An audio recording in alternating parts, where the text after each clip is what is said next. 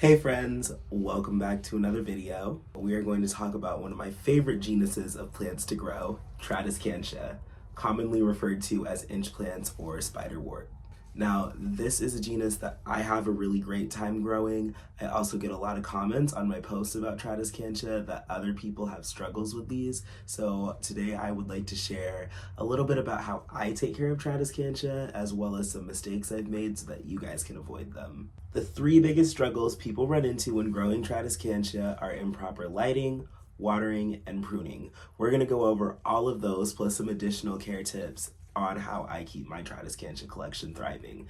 Remember that because my environment is different than yours, this video cannot be used as a step-by-step guide. What works really well in my climate might have to be adjusted for yours. So this is just a suggestion. So this is my Tradescantia Mundula Lisa, such a beautiful variegated variety. This is my Tradescantia Albiflora albavitata. First and foremost, it is impossible to grow a healthy, thriving Tradescantia plant without bright light. And I mean like either the brightest, sunniest windows in your home, or they need to be right under grow lights, and there's just no other option. These plants cannot thrive without a lot of light. As a matter of fact, in the spring and summer, when the Iowa weather permits, I will actually bring all of my Tradescantia outside and have them in pretty bright filtered sun as much as I can give them without burning the leaves. In the winter, when it gets harder to give them that amount of light, sometimes they'll actually start to get leggy and skinny with too much spacing in between the leaves, and they don't look as good. So I really try to give them as much light as I can.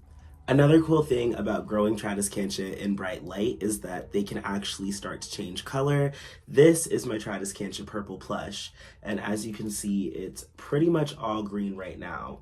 But if you give it enough light, especially in the spring and summer, you can kind of see one right there. It grows, these beautiful purple pinstripes appear on the leaves, and it is one of my favorite varieties for that reason. Tradescantia are light-loving and water-loving plants. These plants take up so much water. They grow really fast, their root systems grow really fast, therefore they take up water fast. So whenever that top layer of soil just starts to dry out, you're gonna wanna water them thoroughly again, making sure you saturate the soil. Occasionally I will forget and I will let the soil dry out for too long, and the plants will respond by having a few leaves dry up and get crispy. But as long as you catch it in time, only a couple leaves will be lost. And most of the time, if the plant is full enough, you won't even be able to tell. Let it go too long, however, and you're gonna have a whole bunch of crispy leaves and the plant's gonna look really sad. So be careful about that. Because they're so fast growing, I also recommend fertilizing regularly. I add liquid fertilizer pretty much every time I water. I guess sometimes I get lazy and they just get plain water, but who doesn't? The point is, 90% of the time I water these plants, no matter what time of year it is, and there is liquid fertilizer mixed in with that water. And they seem to really appreciate that. As long as you see active growth, you should be adding nutrients. In my personal experience, Tradescantia aren't super picky about soils and substrates. Honestly, I grow these in just about anything. I feel like they would be just as happy in a bag of Miracle Grow potting mix as they would be in a mix that you make yourself. That being said, I don't really have a specific mix for that reason. Some of my plants are being grown in some sort of a mix of coco coir mixed with perlite and maybe a little vermiculite, depending on which plant and when I repotted it. And some of them I literally have growing in just coco coir, which I can't do for most plants, but they don't seem to mind at all. Like, they're just thriving. They're one of the only plants where I know that they will do just fine in whatever potting mix I purchase them in, big box store mix, whatever it is, it'll probably be okay. If you want to mix something, I would say probably like 3 parts coco coir and like 2 parts perlite, and maybe just add a small handful of vermiculite if you have some on hand. And that sounds to me like something that would work really well, at least in my climate. For me personally, I think as long as the soil is light but maybe not chunky like you would mix for an aroid. And it retains water pretty well, but it doesn't get soggy and waterlogged because you still want the roots to be able to get oxygen so they don't rot. It should be good. Now, this is the piece of advice that I mention, and then everybody goes, oh, and it makes a whole lot of sense for them when I put it this way. Tradescantia, obviously, they grow in the ground, in the wild. I mean, there's no pots, there's no hanging baskets in nature. The way that they're growing here, these stems being suspended in the air, that's not something that is normal or natural for a Tradescantia to do. Think about the way philodendrons and a lot of other aroids that climb need a stake or a moss pole in order to look their best. Otherwise, the leaves kind of look weird and they just have these weird growth habits. You know what I mean? It is kind of similar for a Tradescantia. The stems grow along the surface of the soil and they trail, and wherever they make contact with the soil, the stems will just root where they touch ground. This helps the plant expand its root system and keep up with its fast, rapid growth habit. Because they can't find any soil to root into as they hang off the sides of the pot, sometimes eventually the plant will decide to kind of give up and drop some leaves. I mean, every single leaf on here needs water to be taken up to exist, and sometimes that's a lot of energy on the plant if it's not even doing what it's supposed to be doing and expanding its root system, so it will kind of kill off parts of itself and attempt and try again later. What can you do to keep your Tradescantia from dropping leaves and having all those bare areas that so many of us have? That's when chopping and propagating comes in. What I do periodically, I try to do this at least once a year, sometimes even twice, is I will go ahead and cut every stem on the plant and I will trim the whole thing to about 1/3 of its size. I will take cuttings. Actually, let me take a cutting off of the plant for you right now and I will show you what I do. Normally I would use a scissors. I'm just going to break a piece off. A piece like this here, as you can see, that's beautiful, by the way. And I will remove the lowest leaf from the bottom like that. And what I'll do is I'll actually poke a little hole in the soil and I will propagate it right back into the original pot. And I will do that for as many of the stems as I want. What this will do is, because I've trimmed it, it will grow back and it'll grow back fuller and bushier. And because I've also added more cuttings and more stems, it's gonna grow back even fuller and bushier. If I have any leftover cuttings, I can just make a whole new plant out of them. Another benefit to all that chopping and propagating is specifically with my variegated varieties, like my variegated Chrysophylla, I can pick and choose what I would like to grow more of. As you can see, there are several stems in here that are growing pretty much all green. And whenever I go and I chop and propagate this next, I will only be planting the variegated pieces back into the basket. That way when it grows back, I have more of the yellow variegation and less of the solid green, which is what I'm going for. Periodically, you may see flowers appear on your Tradescantia. They will either be purple, pink, or white, depending on the variety. Some people don't like the flowers and they would rather the plant focus all of its energy on foliage, in which case you can just cut them off. If you like them, you can leave them. They won't hurt the plant. I like them. I leave them sometimes. I think they're kind of nice. I wish I had one to show you, but I don't. As far as potting and repotting goes, I try to up these plants a pot size usually once a year, usually in spring, but I'm not one of those organized people that runs on a schedule, so it just happens when it happens. Like I said, they're fast growers, so sometimes they fill out a pot really fast and the roots are just going crazy and they need another upgrade in the same year. So sometimes they go through 2 pots a year. That's just how they go. When I repot my plants, I also take the opportunity to chop and propagate and add some of those cuttings back into the original pot, because then I can fill out the bigger pot faster, and who wouldn't want to do that? In fact, with quite a few of my Tradescantia, actually, now that I think about it, I actually grew them from just a single cutting or two. This mini pink, actually, 2 summers ago, I got this as just 2 tiny unrooted cuttings that I got in the mail, and here it is today. Same thing here. I think I got like 3 cuttings of this from a cellar, and I just continued to chop and propagate it till it filled out the tiny pot that I started it in. And then from there we went to a 4-inch pot, and here we are in baskets, and they're definitely going to need to be repotted again this spring.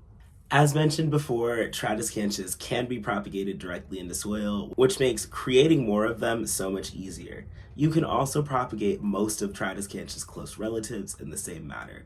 A couple of my favorites include the Gibbasis Jose Puig.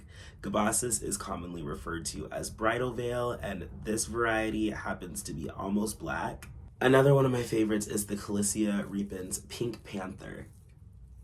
This is also known as the Calicia Bubblegum or Calicia Pink Lady. And these Calicia, which look like miniature Tradescantia, are often referred to as turtle vines. Pretty much the same care, also very fun to grow, and can be multiplied in the same way. You can also propagate your Tradescantia and relatives with water if you know how to water propagate. Pretty much the same thing. You take off a piece, you take off a cutting, you take off the lowest leaf or two as I showed earlier, but instead of putting it into soil, you just take the cut end and the node, the place where you just took that leaf off of, and make sure that that's in water, but none of the leaves are in water. And if you are going to do water propagation instead of soil propagation, I recommend transplanting to soil as soon as the roots are about 2 to 3 inches long and not waiting any longer, because water roots actually seem to have a harder time acclimating into soil. I have also grown Tradescantia in water and let them root and grow in the water for months and even over a year at a time. So if you want to grow them without soil, they are capable of growing in water. Just make sure once that root system is established, you start to add liquid fertilizer according to the package instructions. Just a little bit of additional information I feel is worth mentioning. Number one, some varieties are just harder to grow than others. It happens with any genus of plants. For example, Tradescantia nanuk. I have successfully grown this plant before. However, many times for me, they end up looking like this. And I don't know what it is about them. I feel like a lot of people share my struggle. Fortunately, the mini pink that I showed earlier happens to look very similar, and honestly, I kind of prefer it. Another piece of advice I have is avoid small pots like this. This is what, a 2-inch pot? How long is the amount of soil in a 2-inch pot actually able to retain water? It's not very long before it evaporates. As you can see, as you can hear, I might try this Tradescantia lavender does not like this little pot because the soil dries out so fast. It's pretty much toast.